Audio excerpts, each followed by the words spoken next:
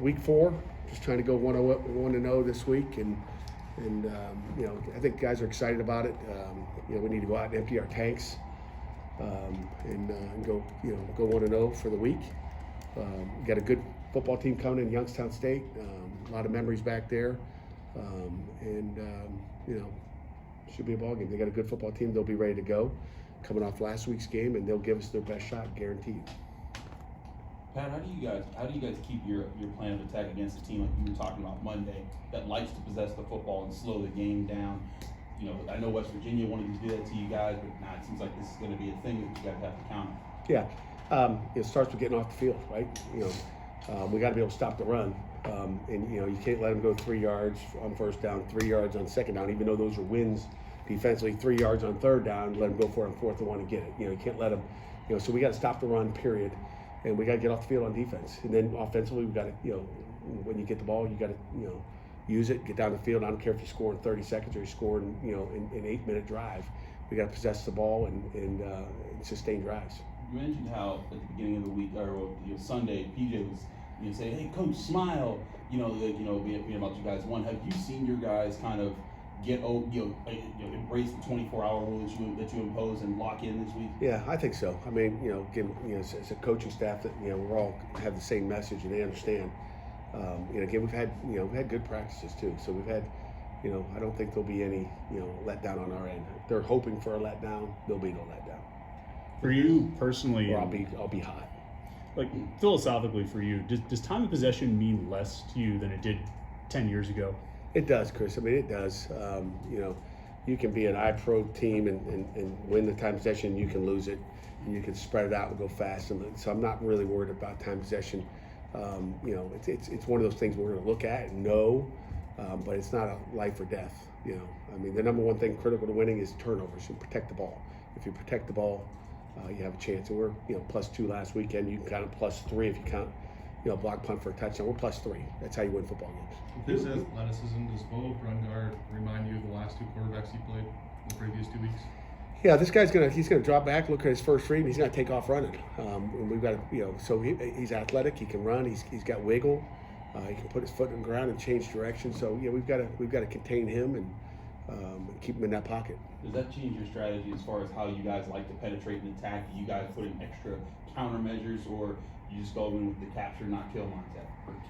Kill. Kill, not capture. Yeah, kill, not capture. We're not ever capturing anybody, but you got to go be aggressive. I think anytime you tell guys to slow down and keep them in there and don't let them get out, that they don't get any pass rush. We need to go after them, and and obviously we're not literally killing anybody, but it's kill or capture modes. I know you pay attention. Pat, your starting lineup, your roster, your starting lineup is dotted with transfers. Is that something that's just going to be a normal thing every year? He says ours is dotted with it. Yeah, you got the starting wide receiver, defensive end, quarterback, running back. Yeah. Those are key positions. You're gonna have to do that every year. Yeah, possibly. I mean, different positions. Like I said, I think the portal's been good to us. We've gotten rid of things that maybe guys that we've been able to replenish our roster in the right way. So when guys leave, we're able to bring better ones in, and that's kind of there's a little strategy that goes to that, and I think we've done a good job evaluating and not bringing in the same thing we lost or less, and you can do that very easily. I mean, we're not 100% in the portal, but I'd say we're in the 80s, and that's a pretty good hit. You better win those wars in the portal. You better be getting the right guys. When does that process start for you? The recruiting office is working daily on it. They're working on it. I mean, obviously nobody's in the portal, but you're looking around and seeing what's possibly available out there. One of those guys has been Nate Matlack. What have you seen from him so far in his first 3 games? Nate's been solid. Obviously he started in game 1. He's still starting game 4. So he's done a nice job. Still learning. Like a lot of our young guys are still learning what they're doing. But we've been happy with Nate, and I think he's got a lot more that he can still give. Now, when you look at Donovan's numbers, is that a credit to him, or is it more like, hey, I'd love to see some other guys in front of him make some more tackles? With all the spread, the spread you're seeing, I mean, it's why we play quarters, right? I mean, we can play with a guy in the middle of the field, and he's not going to make any plays, or put a guy down in the box. So we got extra guys in the box. when you're playing good football teams that we played the last couple weeks, you're going to need that extra guy. I mean, they're going to block you. You can't defend everything with just 7 guys in the box. So that boundary safety is the guy. If we put Javon over there, he would be having the same tackles. Donovan's a really good tackle. So it's what we did last year. It's what we did the year before. If you go back to years and years, Brandon Hill and the rest of the guys back there, that's kind of what we do. That guy's set up to make some tackles, and he's kind of like an extra linebacker. On the topic of transfers, I think we talk about why guys go into the portal, good reasons or bad reasons. Steph Hall, he's out of Youngstown State. He's starting. He's playing a lot. Aiden Henningham's another guy. He's down at Albany State. He's starting, playing a lot. I don't want to say, this guy made a good reason or a bad reason, but are those some of the kind of like good stories about the portal? A guy who wants an opportunity to play, goes and plays. Steph Hall's a great player, and he's a hitter, and he's a local kid. We love Steph, and obviously we're going to play him number 1 this week. So we'll give a chance to see Steph live. Again, there's a relationship there. We love Steph. It was a good decision. He wanted to play. He was one of those guys. We didn't want to lose Steph, but he wanted to play and be a starter, and that wasn't going to happen right now with what we had depth-wise in that room. So it's a good opportunity for him to go play. I mean, I think it's important. So some of those guys like that, Aiden, he wasn't going to play. He wasn't going to break the 2 deep. So it's good for Aiden to go, find time. And I'm assuming I haven't really followed him just because we don't play him, but I'm hoping he's doing a nice job up there at Albany. Aiden, a super kid. Kid, we cried, and he cried and hugged me, and I don't think he let go. Those are he didn't want to leave, but he knew to play he had to. The narrative across the country from fans is that coaches dread the portal. You don't dread it, do you? I don't like it. I don't like it for the other, for the guys you don't want to lose. Mm-hmm. Okay, I don't like it for the first one that went out, with Jordan Addison. And those are the ones you don't like, when someone can come, tamper with your, It's one thing having a deep down conversation with a player about playing time and what's the best option for him, because it's this guy's got to. I don't know why we're in portal. We're going to talk about Youngstown State today, but it's important for these kids to get what they need, what they want, and a guy that wants to play, that to me is important, and I'm going to help those guys get those opportunities wherever they are. And according to these tendency reports I've seen, you guys use a higher percentage of your base 4-3-4 defense more than anyone else in college football right now. You use 7-man boxes more than anyone else, not loading the box, and you guys keep 2 high shells, 2 safeties, deep better than anyone else. What about your defense allows you, or what's the benefit of sticking to your base as consistently you guys do to do all the complexity that you have on? Yeah, Chris. The first thing I'd say is we know what we're doing, and we know how to line it. It's one of the reasons we can adjust it. We have so many ways of adjusting it, whether it be a front, a linebacker, a stunt, a blitz, whatever it is. To me, like when you run too many fronts, and too many coverages, you can never fix anything, because it's like, well, we're not in that coverage or that front, so how do you know? But running a consistent front, again, that's just pre-snap. Pre-snap, we look the same. Mm-hmm. Post-snap, there's going to be lots of changes as far as what we do, and I think it's difficult. If you talk to anybody around the country, it's difficult to. They pre-snap might look good, but all the things we do after the snap is the difficult thing. But I think it's the ability to adjust from there. I mean, if you're doing too much, it's hard to adjust what you're going to do. You're just going to change it up. Too many people bail on their defenses because it's not good versus this. Well, if it's not good versus this, let's fix it. What's our tweaking to make it good versus that? We know how to fix anything. Any problems we have, we know how to fix it. Yeah, Brian Flores reportedly uses a lot of concepts that you guys use here now at Minnesota as their defensive coordinator. They have the number 3 defense. Patrick Jones has 4 sacks, second most in the NFL right now. And just this past weekend, Brock Purdy was on camera crediting Brian Flores. You guys run a crazy scheme. What is it about your defense that you think maybe people don't realize that allows it to be a simpler, faster thing that can benefit you guys?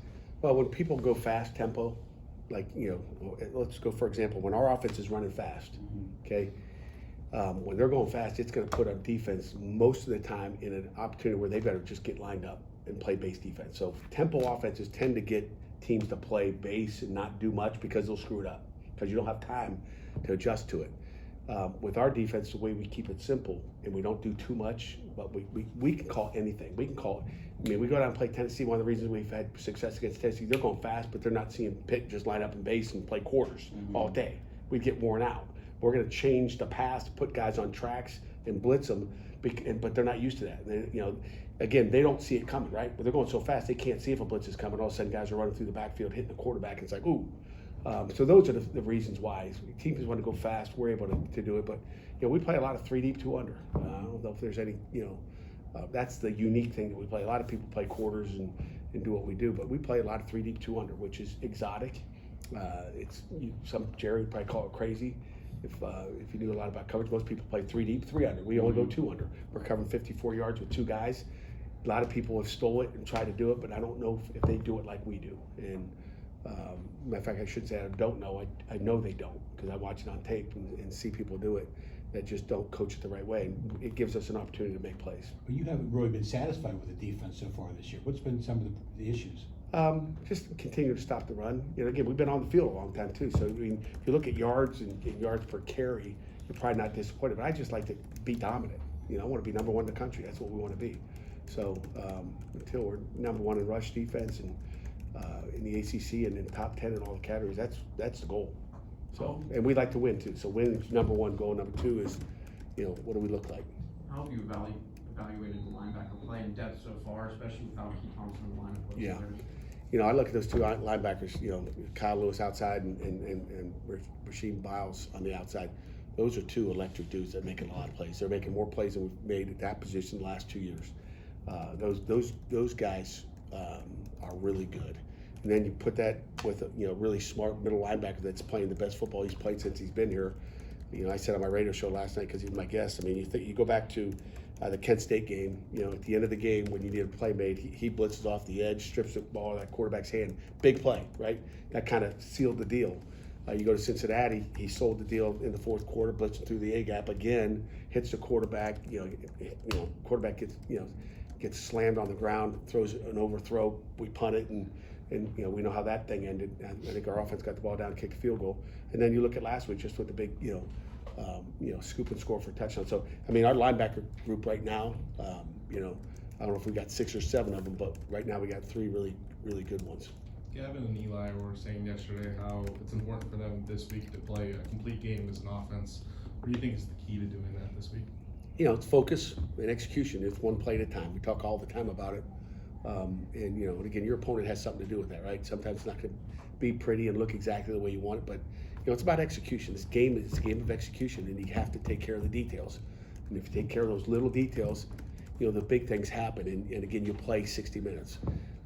But you can't kill yourself with penalties and those details there.